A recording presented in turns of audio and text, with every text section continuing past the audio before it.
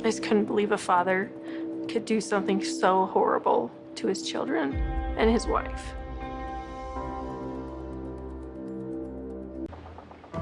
But at the same time, I was like, we need to go get them. We need to go get them right now. I knew everyone's lives were going to be changed from that moment on. I believed that Chris murdered his entire family. The interview that he gave is worse than any of us could have possibly imagined. My daddy is a hero. He helps me grow up strong. He helped me snuggle too. My daddy, I love you. That's the legal threshold that we need to get to arrest him. Chris, come stand up for me. I'm gonna have you face that wall over there. At the conclusion of the interrogation, officers... Walk up this way.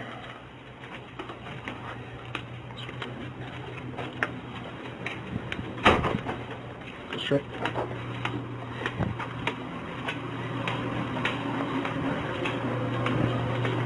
Go out that door to your left.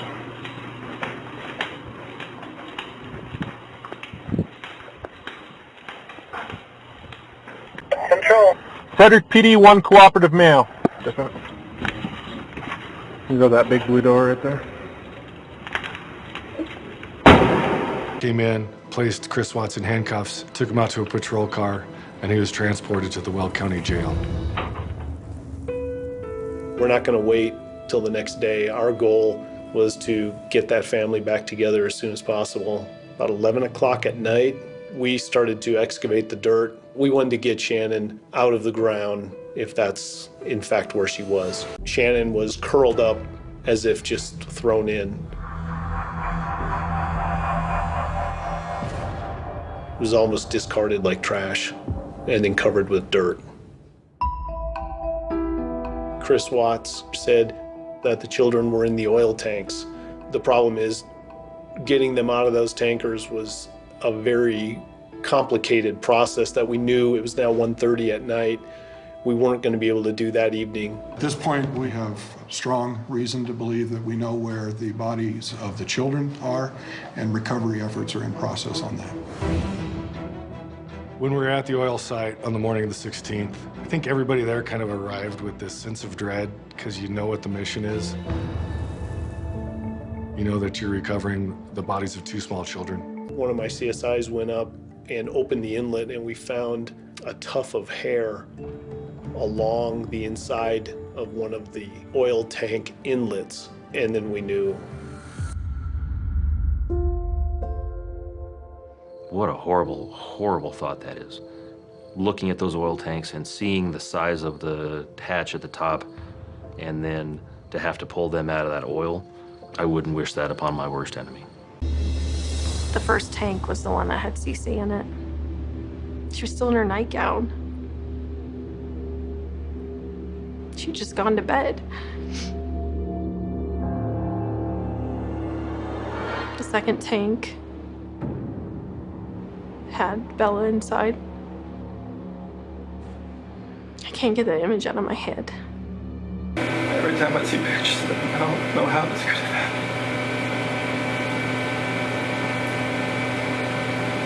Being a dad was the best part of my life. I took it all away. I just wish I could have let go. And it only gets worse from there, because Watts says that he put his girls into the truck, placed their dead mother on the floor of that vehicle, and drove them all out to an oil work site. He then proceeded to murder his 3-year-old daughter, Celeste. I put the blanket over her head. And that's how she passed. Couldn't breathe. I put the blanket over her head. I didn't want to. No.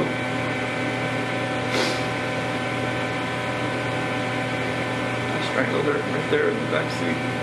And if that wasn't terrible enough, listen to what he claims Bella said as she watched the murder of her sister. I then went down to Bella. Tell me what happened there. She said what happened to Cece. First she asked the same thing, the exact same thing that happened to me as Cece. Did she ask you that? Okay. So Bella's pretty smart. How did she sound when she asked you that, Chris? She had that soft voice she always had. Yeah. And what exactly did she say? She said exactly the same thing that happened to me as Cece. And then I said, I don't even remember what I said. The pathologist concluded that Shanann Watts had died from asphyxiation due to manual strangulation. The most significant injuries that we found during the autopsy were injuries to Bella. She had injuries which suggested that she fought back as somebody covered her airway. The idea of her fighting for her life as somebody snuffed out her breath was hard to accept. And then Chris had told us that he had witnessed Shanann strangling Cece, but the pathologist determined that she died from asphyxiation due to manual smothering.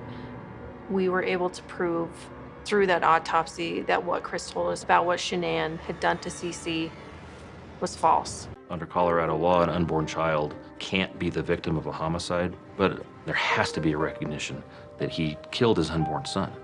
We knew that there was another woman who was romantically involved with Chris Watts. As soon as we got her name, she called in to the tip line and said, hey, I'm the other woman, essentially. And after investigating, we were confident that she had no role to play in this tragic event. My name's Kevin Kovac. I'm with the Colorado Bureau of Investigation, and we're assisting the Frederick Police Department with this case involving Chris Watts. You came here on your own free will to talk to us. We picked you up at your request and brought you here. You can get up and leave at any time. You don't have to talk to us. If there's a question you don't want to answer, don't answer it. If you don't want to talk anymore, just tell me I want to leave. I think I met him sometime in June, probably early June. It might have been May. It was just talking at work. It was pretty casual. And he didn't have a wedding ring on his finger. And every time I talked to him, he didn't tell me that he was in a relationship. He didn't even mention his kids right away either. And then one day he told me that he had 2 kids. I was like, that's pretty cool. That I have a wife, but we're getting separated. Anytime that his kids could be in like his life for hours or days or whatever, whenever they were home, I made sure that I wasn't a presence in his life so that he could be the best dad that he needed to be. Mr. Watts entered a plea of guilty to all 9 counts. Those counts include murder in the first degree after deliberation as to Shanann Watts, murder in the first degree as to Bella Watts, murder in the first degree as to Celeste Watts, unlawful termination of a pregnancy as it relates to Nico Watts. The one deal that he made for himself was that if he pled guilty to all those charges, that he would not be subject to the death penalty. On behalf of the Watts, Your Honor, and to the community, we thank you for the opportunity and the recognition under the Victim Bill of Rights. We come today as the grandparents and the parent of the daughter and children whose life was taken in this case. We are not here to ask for leniency. We are not in any way condoning or tolerating the crime that has occurred and the pain that has been caused. We join in our daughter-in-law and grandchildren's family in saying this should never have happened. This is not condonable. This is something that we will never get over. We appreciate the consideration that everyone has paid, most especially the families that have lost everyone. We appreciate that they begged for Christopher's life. We agree and echo what they have said, that it is not his place to take anyone's life, nor would it be our place as a community to take his life. Your Honor, there are no words to adequately describe the unimaginable tragedy that brings us before this court today. By my comments, I'm not even going to try to express the horror, the pain, or the suffering that the defendant has caused to these families to this community, and to all who were a part of this investigation. The questions that have screamed out to anyone who will listen since August 13th of 2018 are why and how. Why did this have to happen? How could a seemingly normal husband and father annihilate his entire family? For what? These are the questions that only one individual in this courtroom or on this planet knows the answers to. I fully expect we will not receive the answers to these questions today, nor will we at any point in the future. I don't expect that he will ever tell the truth about what truly happened or why. The defendant coldly and deliberately ended 4 lives, not in a fit of rage, not by way of accident, but in a calculated and sickening manner. Shanann was 34 years old. She had married the defendant in November of 2012. Over the weekend leading up to August 13th, she had been at a work conference in Phoenix, Arizona, and returned home in the early morning hours of August 13th. We know that she got home about 1:45 in the morning. The doorbell camera on their home shows her arriving back home from the airport. Shortly thereafter, at least according to the defendant, they had what he referred to as an emotional conversation about the state of their marriage and about what their lives would look like going forward. What was said during that emotional conversation, only he knows. What we do know is that shortly after that, the defendant strangled her to death with his own hands. We know that he slowly took her life the morning of August 13th. We know that this was not done in an uncontrolled, vengeful manner that he tried to describe to agents from CBI and the FBI. If that were the case, you would expect to see vicious, horrible bruising about her neck, shoulders, and face. You would expect to see the hyoid bone in her neck broken. You would expect to see some kind of defensive wounds on his body as she struggled and fought for her own life. None of those are present.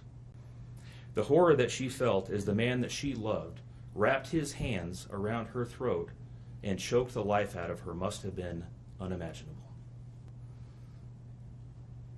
Even worse, what must Bella, age 4, and Celeste, age 3, must have experienced or thought as their father, the one man on this planet who was supposed to nurture and protect them, was snuffing out their lives.